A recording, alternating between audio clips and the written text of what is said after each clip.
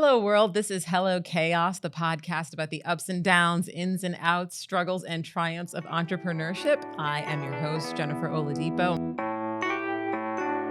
Today, I am really glad to have Patrick Bryant, who is CEO of Code and Trust and doing so many other cool things that we're going to talk a little bit about, to talk about what's going on about that entrepreneurial spirit and about how he's managing all of the wonderful entrepreneurial endeavors that he is into. So welcome, Patrick. Thank you so much for having me. I'm thrilled to be with you guys. Yeah, and so just to share with folks, we met. I saw you at the South Carolina Research Authority event, and you talked about all kinds of great things. But the one that really stuck out to me was just your passion about just talking about the entrepreneurial spirit. And I think you had said something about how that really, just that spirit is so much fuel. I think people, when they think about entrepreneurship, they're thinking about the economic impact, right? And, 90% of businesses are small businesses and high impact businesses and things like that. So if you could just start off by telling us about the various endeavors that you're into beyond Code and Trust, and then we can go from there. Absolutely. I am so blessed to hang out with a ton of really cool entrepreneurs, both at the statewide level, as you mentioned. Speaking at SCRA is one of my favorite things to do, is speak on entrepreneurship and fire people up about starting businesses and ways to find innovative, scalable ideas and just get them jazzed about what we as entrepreneurs can be doing. My core belief is that entrepreneurs are the number one change agent in the world. And so anytime I can be around that energy, it just fills me up in a big way. I am, as you mentioned, the CEO of Code and Trust, which two of my good friends, Sam Staley and Andrew Strickland, we started 4 years ago now, a software firm to help other entrepreneurs carry out their software vision. So become that trusted co-founder in their technology. And we've done that really successfully. We've grown a team here in Charleston of over 25, and we are just continuing to grow because we get involved in a lot of software projects that are in the early stage. And we really focus on that mentality of entrepreneurship, the mentality of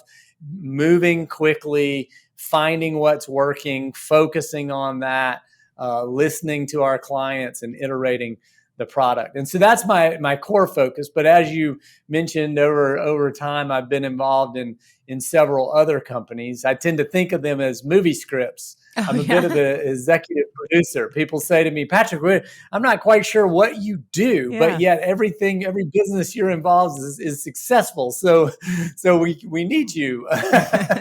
But what I tend to say is that for me, startups and new projects are always in pre-production. We're thinking about them. We're writing a treatment. We're doing competitive analysis. We're paying attention. And then we get into production, where I can only be doing one of those every 2 years, where I'm head down. I'm working on that business full on, full tilt. And then in post-production, where, okay, now we got it released. We understand where it's going. We've got a 5-year vision. We have a CEO that's running it. And at that point, that's when I'm ready to go on to the next one. So in my career, I've been lucky enough to do a lot in television and media production.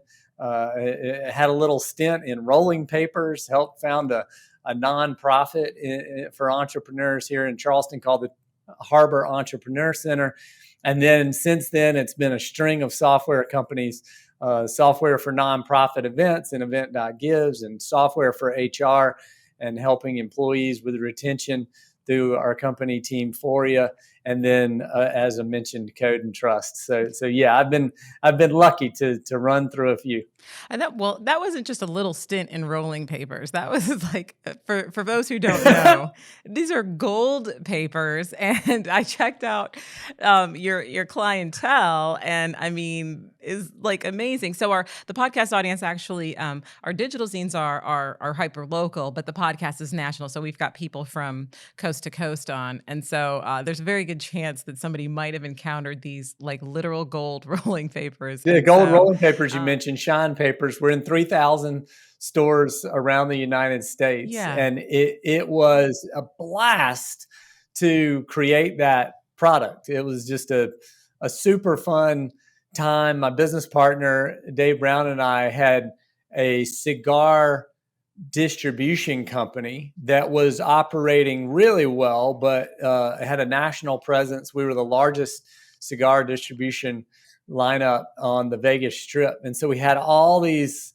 Good Las spot. Vegas casinos, and it was going really well. But one of the things we found out one day, he walks into my office and said, "Hey, did you know we're the number one supplier of the world's most expensive cigar, Opus X? It sells for like $100 a stick, and we were selling more Opus X in the United States than any other company." Huh. And he was just giving me this sales data, and it leads to this conversation of, well, if we had our own really expensive cigar that we could send down that channel, then our margins would be much better. We know they'd buy it because we control the distribution channel. How can we create this product that would compete with Opus X? Certainly, Opus X is a great product. We just wanted to sit next to it. Mm-hmm. And as we started developing ideas, we're incredibly good entrepreneurs, but not great engineers. The funny story is that we took cognac and we aged some cigars, and we thought we maybe cognac infused. No, those taste awful. Okay, let's try 100 shredded dollar bills. So just take a $100 bill that's shredded up. Let's put it on the outside of the cigar, and that looked like a third grader's craft project. It was not impressive.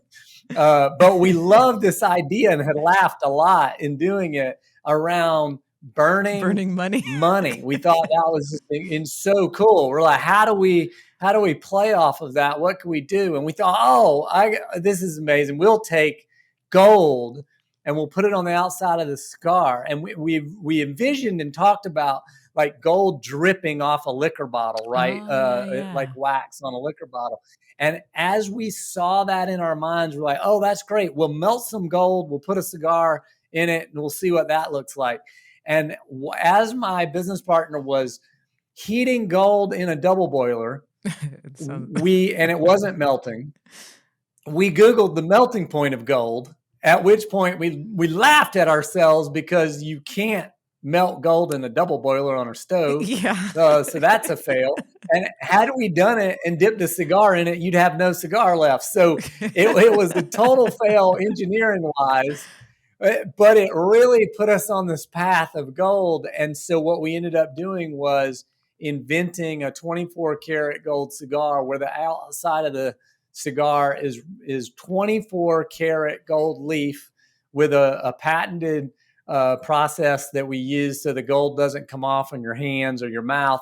And you literally burn the gold. And we were thrilled when we produced it the first time, and as we put it in the market, it was doing moderately well. We switched it over to rolling papers, and as soon as we did and started making 24 karat gold joints, it took off like a rocket ship. I mean, Miley Cyrus took it on tour that first year, selling it at her merch table. Snoop Dogg smoked it on stage. It was on TMZ twice. The Game was one of our big celebs, and so was Tyga. It was just a fantastic ride of creating this new innovative product that people were so excited about, and we really loved doing it. And that's the stage of company that I love. I just love it when we're trying to figure out that early stage problem and get it to market fit. And then once we do that, then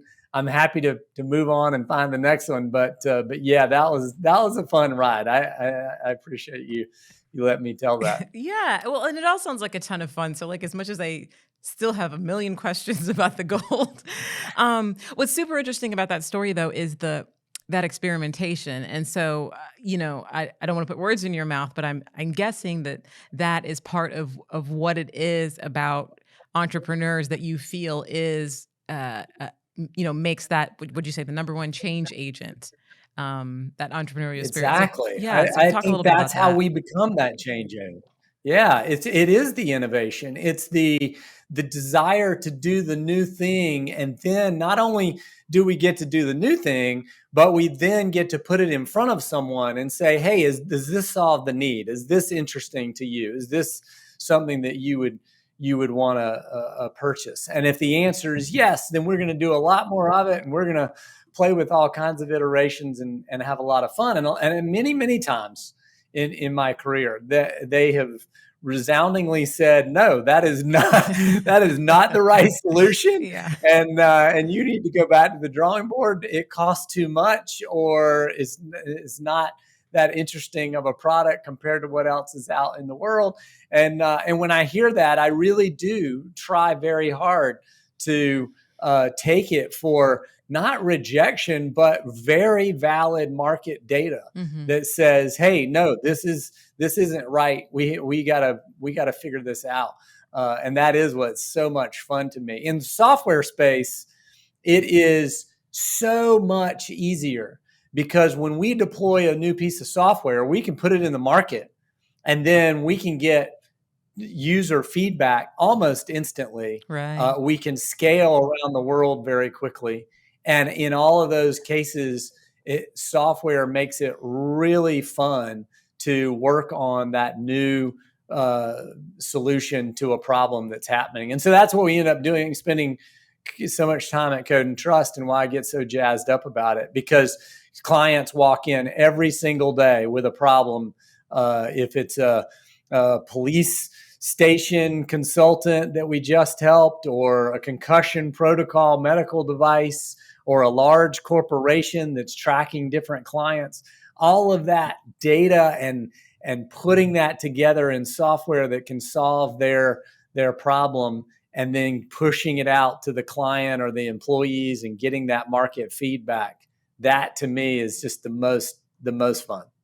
We talked with somebody else, another entrepreneur, and he was talking about, it's important to have a lot of ideas, and only most of them won't be good ideas. So he's like, you got to have a lot of ideas and good ideas, and you definitely, never want to have no ideas. That's a very bad place to be. And he's in a completely different industry in construction. I think a lot of folks maybe feel like they're maybe creativity isn't as important as it sounds like you're saying it is, in the entrepreneurial process. A lot of people are maybe more focused on bottom line, or if they're thinking about filling a gap, it has more to do with, like, will this sell? So I'm curious to know about, where is the balance, and how is your process when you're throwing stuff at the wall, and how do you know it sticks, and what are you looking for to know that this is the thing? Well, I'll start by telling a story. We've got a podcast that we do with SC Business called Entrepreneur Studio, and I was lucky enough to have one of my really close friends, Mark Richards, on for an episode that's coming up in a month or so. And Mark coined a term as we were talking that I now want him to write a whole book on. And he was telling his birth story of one of the businesses he started. And what he did was brilliant. And it's what I try to convince all entrepreneurs to do. He took something that he thought was a product that customer needed. He set up a meeting. He went to the customer. He showed them the product. And they said, yeah, that's not really that interesting to us. It sort of works like this other thing. What would be really interesting is if we had something that did this other thing. Hmm. And Mark went away. He listened. He went away. He developed what would solve their problem based on the feedback they had given him. He came back the next day with a product that was exactly what they wanted at the price point that they wanted. And he solved their problem. And the thing that he said that it was so powerful was he called it the minimum viable conversation. Sometimes you don't Oh, even need a minimum viable product. That's what we yeah. sell a lot as entrepreneurs. We go, oh, well, just build just enough to go sell it to a first customer. In Mark's case, what he was saying is, look, you don't even need a product. Yeah. Just go have the minimum viable conversation about what their problems are and what solution you think you can bring to the table. And they'll answer for you. They'll tell you the next idea. They'll say, hey, you know what we really need is a thing that does this. And then you can go away and work on that particular solution and help address that problem for them. So I don't think you really have to be trying to be an idea bank that is just trying to think of new ideas all the time. Hmm. I think what you have to do is narrow in and say, what industry do I know a lot about? Where am I an expert? And now let me go into that spot, right? I'm an expert in television production. And so I can go into a television production setting and I can say, I see what your problems are. And I am living in the future just by being an expert. And so in doing so, I am going to come back with a solution that is going to be very close to what you need. Then when you get it, you can tell me if it worked the way you thought it should. Is there anything we can improve on it? We'll go back and we'll iterate on it. So I think that's the key to the ideas is the your previous guest is totally right.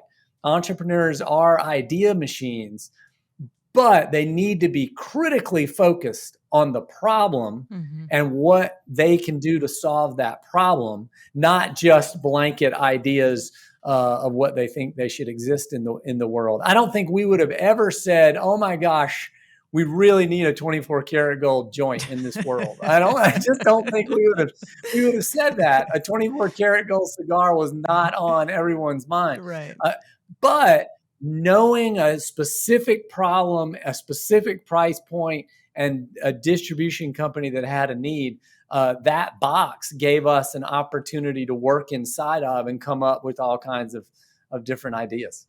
And where do you think that drive comes from? I was a business reporter for several years, and it was one of those things where kind of like eventually I started feeling like I was on the wrong side of the conversation, especially when talking with entrepreneurs. And so, I eventually did go work on my own and do my little babypreneur thing. But it is a thing, Yeah. right? And I'm just like, this is kind of why I wanted to have you on. It's just like what is that thing that makes you see a problem and not say, I want to have a career in XYZ to help solve this problem. And I want to be solving a new problem every 2 or 3 years. What do you identify that the thing that you say is that change agent? I believe that you as an entrepreneur are completely different than every other type of job in the world. I think that entrepreneurs, they're different types. There's the entrepreneur that's the hustler, right? The real sales oriented entrepreneur. There's the entrepreneur that's the engineer that can really see problems and execute on product. There are entrepreneurs that their passion is connecting and really working with multiple networks to educate people on products or what's coming down the market. And so there's different types. So I don't want to say all entrepreneurs are the same, Hmm. but they do have one thing in common, that they can see the future and what it looks like and believe in it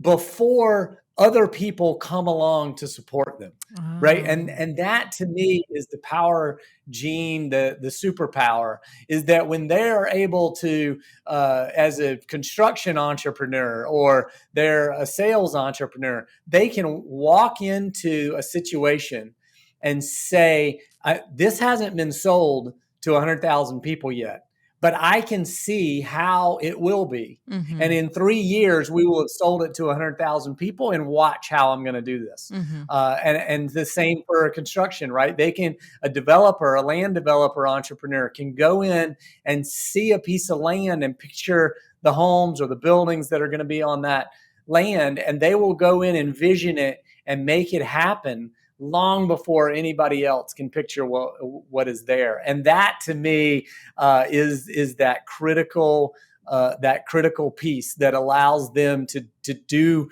the things that other people don't take the risk to do, because a lot of other people would just look at that vacant land and go, yeah, it's a nice piece of land, but I'm not sure what I would do with it.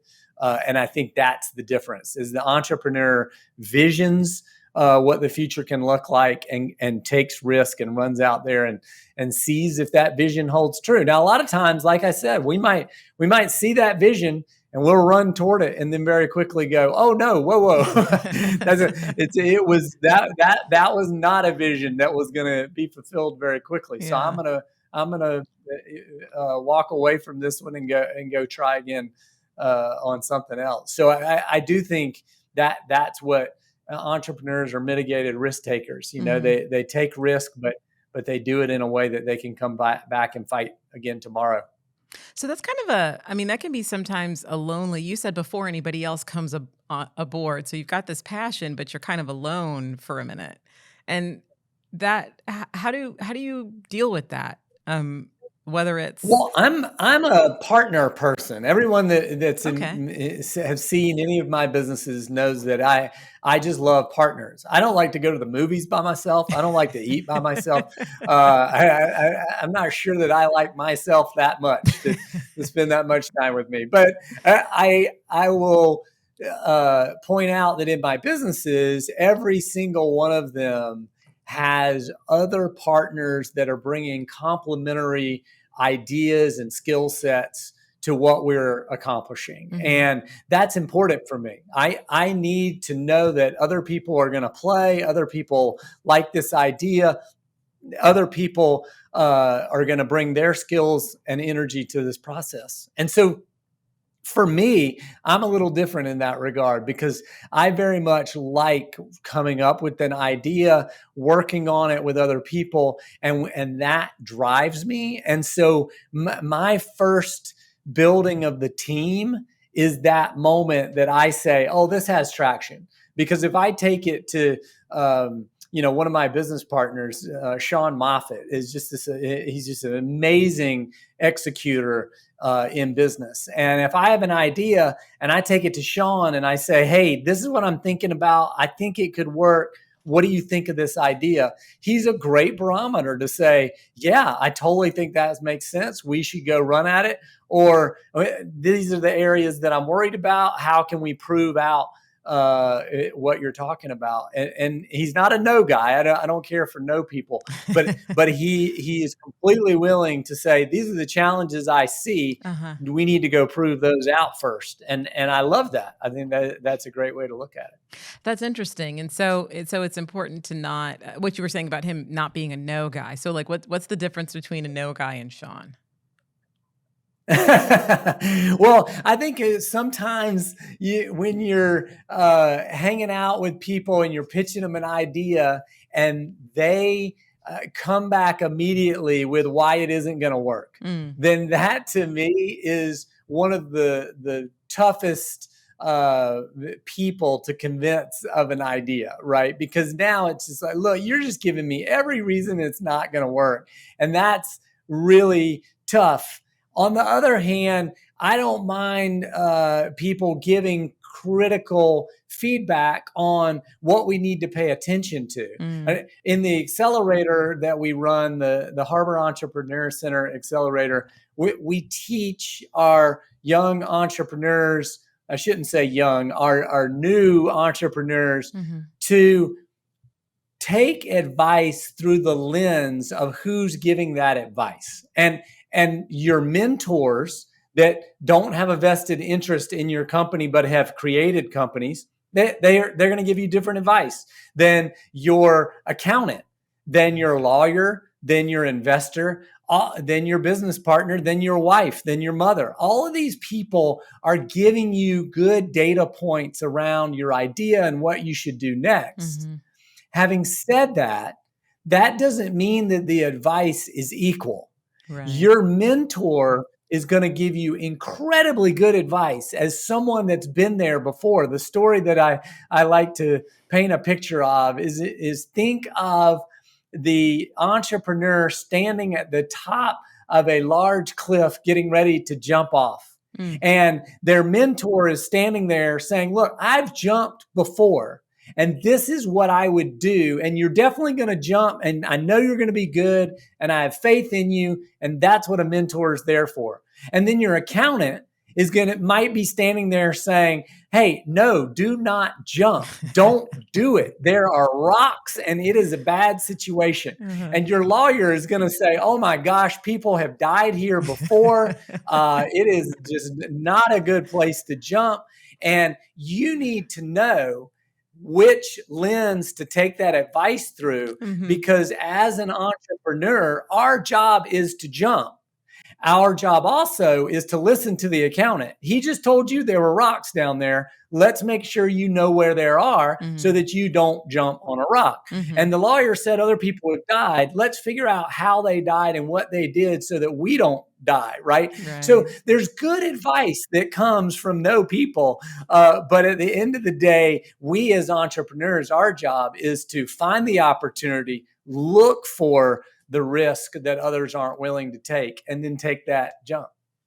So you're talking about the group of folks that are right around an entrepreneur. And one of the things that we are focused on with Hello Chaos and our Innovate Scene, Orange Whip is the parent company overall, is the whole entrepreneurial ecosystem, right? Being that connective tissue there. So I'm really curious about your thoughts on what, if you take that little nest of folks and you look larger at an ecosystem, what are the things that really help spark and support that entrepreneurial spirit? And what are the things that can squash it or get in the way?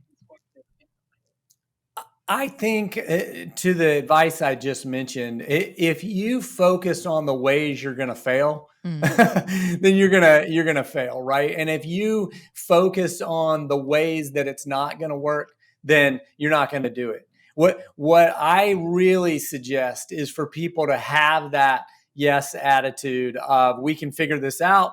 We're going to make it work. What's the problem we're solving? Is it big enough that we need to give our attention to it? And if the answer is yes, then attack it wholeheartedly, help each other grow, help each other increase. You know, one of the things I love about the entrepreneur community, especially in our state, is that knowing a lot of entrepreneurs in our state, it is a very welcoming community. For the most part, entrepreneurs want other entrepreneurs to thrive. They want to help. They want to move them forward.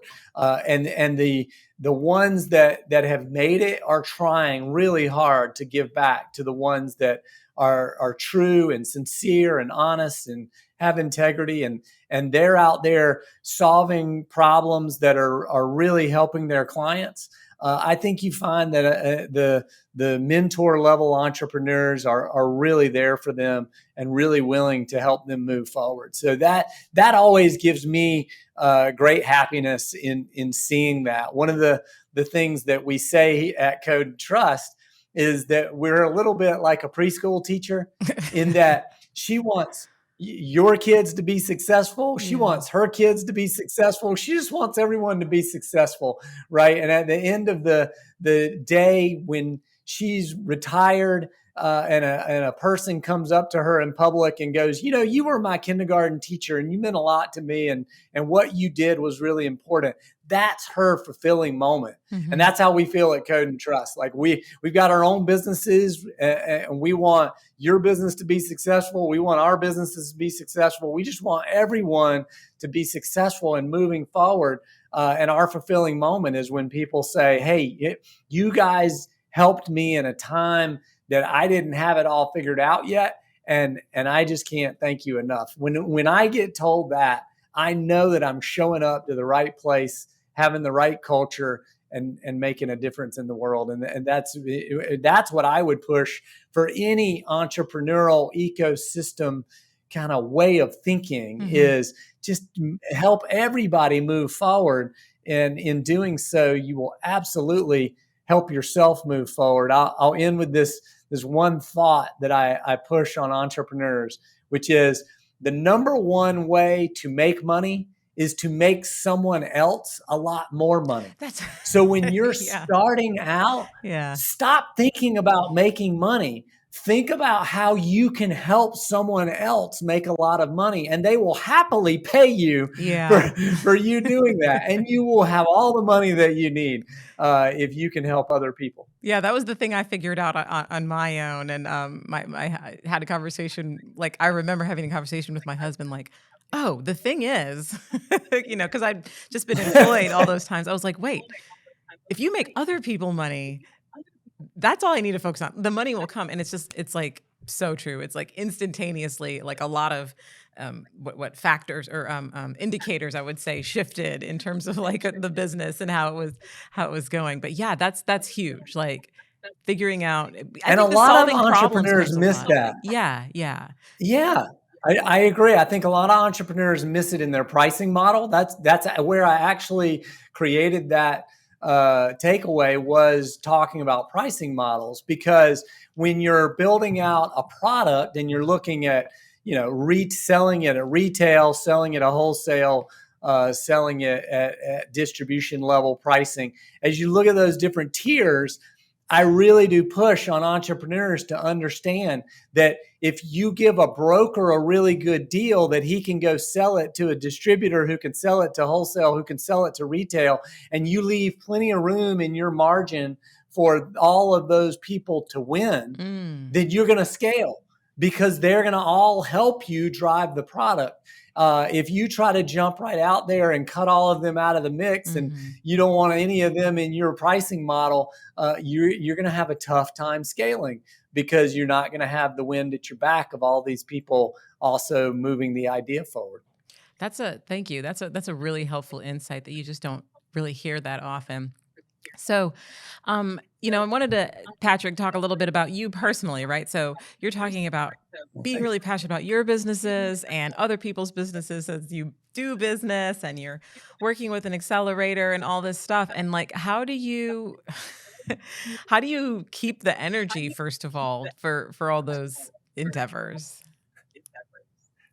I have people come up to me occasionally. They go, "Oh, Patrick, I just don't see how you do it all. You juggle all these different businesses and nonprofits, and you do so much. How do you do it all?" My answer was joyfully. Hmm.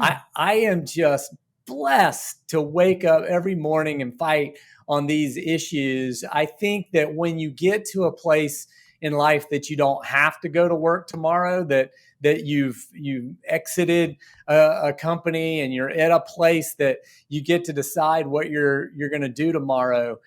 In my case, when that happened, it really was clarifying for me to say, well, what is it that I want to work on Mm, tomorrow? What will get me excited? What will really drive me? What are the causes that I care so much about, that I'm willing to work hard even when I don't have to?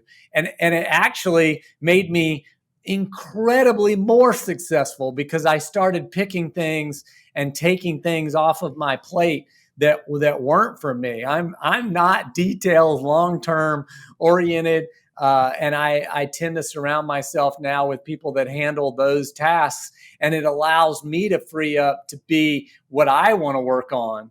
And so, even though it is juggling a lot, and there's a lot of moving parts in a whole lot of businesses, I really do find great joy in helping other people, in coming up with new ideas, working on solutions. And so, when a lot of my nonprofit work focuses around helping, as mentioned, the Harbor Entrepreneur Center, hmm. and so helping other entrepreneurs and entrepreneuring, if that's a word, myself, it really does. It just makes the whole thing fun, because I'm always working on things that drive me. Yeah. And on the days when it's not so joyful, what are those things that just suck the fun out of it? well, I joke that to people that see me on Facebook. Oh my gosh, you're everywhere. You're doing all this cool stuff. I just saw that trip, and you acquired the company. It's amazing. And I say, yeah, we don't post on Facebook the days we get sued.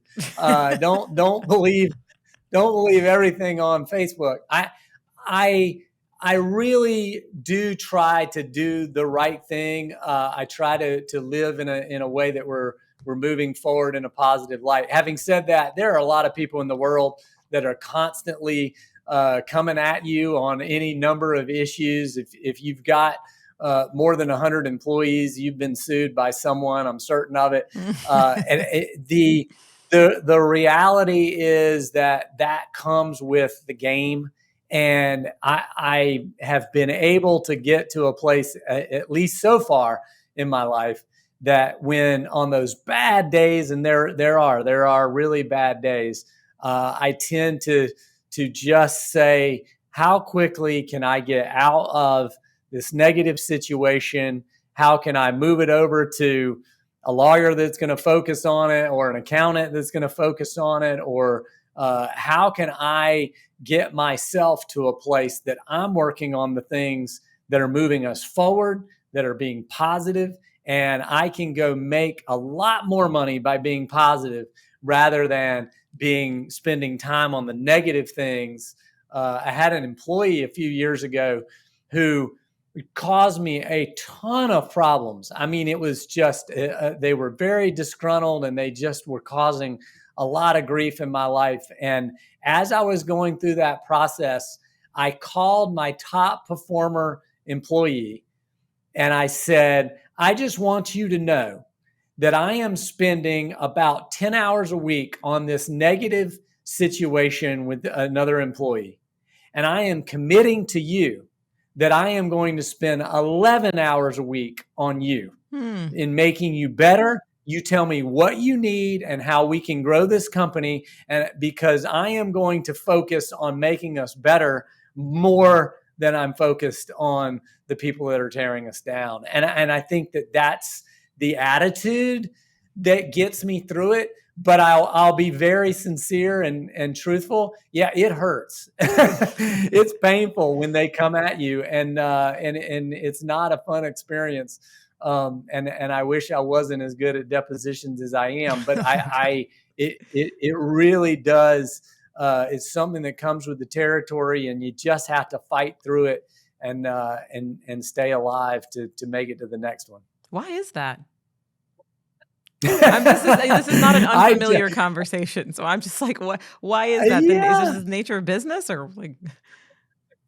I think it is. I think that at the end of the day, when you've built something that is successful, there are people that will come along and not appreciate what it took to build it, and think that they should just be able to have more of it, or work in a way that is against it.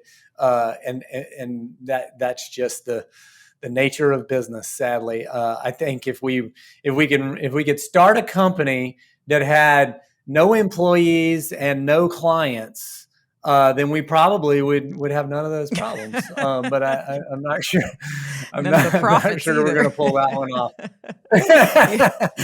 Gotta have something in there. And so, like, what do you do to, get into those, get yourself out of those bad days? Is it are you like a runner? Do you have like a bestie that you call up? How do you deal with that stuff? I really am as you might can imagine from the listening to this podcast, I am a talker. I love to talk to other people. They help me think through ideas. They help me think through bad times. And that really is it. I mean, I've got a forum group of 7 other business leaders here in Charleston. We get together every month. It's through the Harbor Entrepreneur Center.